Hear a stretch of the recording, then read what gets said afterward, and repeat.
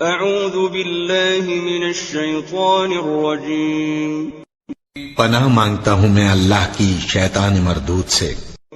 بسم اللہ الرحمن الرحیم شروع اللہ کا نام لے کر جو بڑا مہربان نہایت رحم والا ہے۔ یا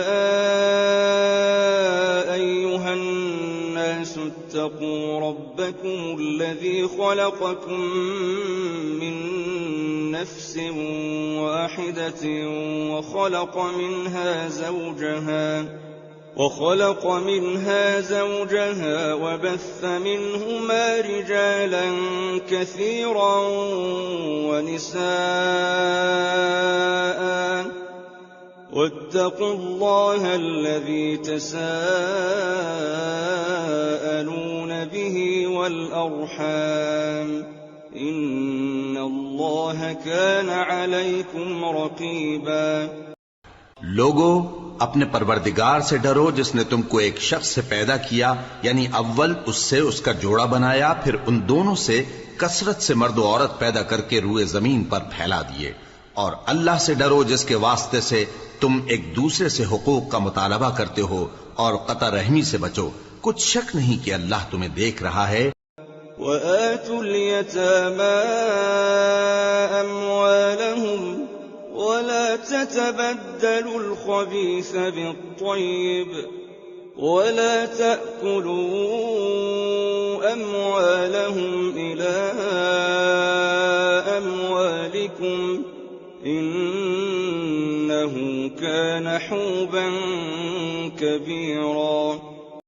اور یتیموں کا مال جو تمہاری تحویل میں ہو ان کے حوالے کر دو، اور ان کے پاکیزہ اور عمدہ مال کو اپنے ناقص اور برے مال سے نہ بدلو،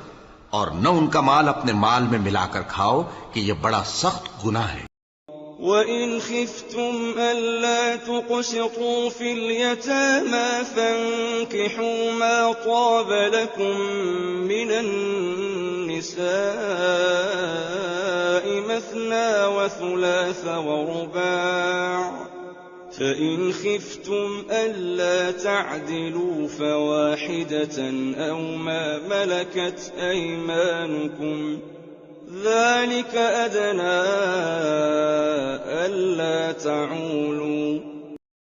اور اگر تم کو اس بات کا خوف ہو کہ یتیم لڑکیوں کے بارے میں انصاف نہ کر سکو گے تو ان کے سوا جو عورتیں تم کو پسند ہوں، 2 یا 3 یا 4 ان سے نکاح کر لو۔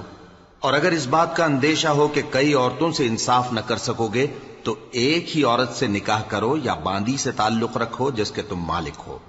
اس طرح تم بے انصافی سے بچ جاؤ گے۔ وَآتُوا النِّسَاءَ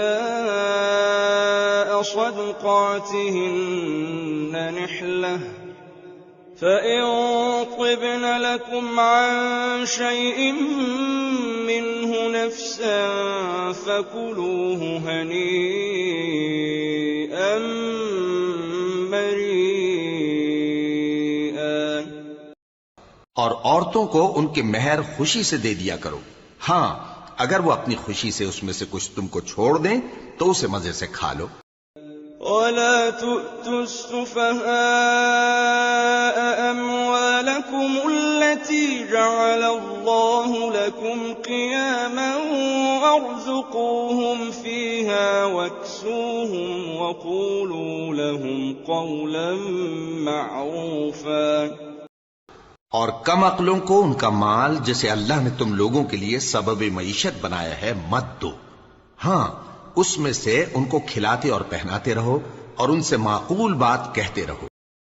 وَابْتَلُوا الْيَتَامَى حَتَّى إِذَا بَلَغُوا النِّكَاحَ فَإِنْ آنَسْتُم مِّنْهُمْ رُشْدًا فَادْفَعُوا إِلَيْهِمْ أَمْوَالَهُمْ وَلَا تَأْكُلُوهَا إِسْرَافًا وَبِدَارًا أَن يَكْبَرُوا وَمَن كَانَ غَنِيًّا فَلْيَسْتَعْفِفْ وَمَن كَانَ فَقِيرًا فَلْيَأْكُلْ بِالْمَعْرُوفِ فإذا دفعتم إليهم أموالهم فأشهدوا عليهم وكفى بالله حسيبا۔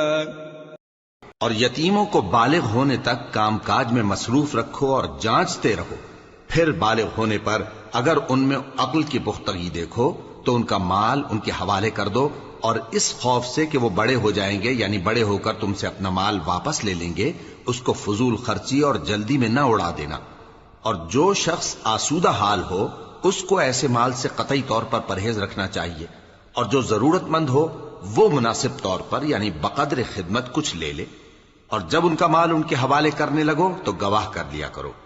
اور حقیقت میں تو اللہ ہی گواہ اور حساب لینے والا کافی ہے۔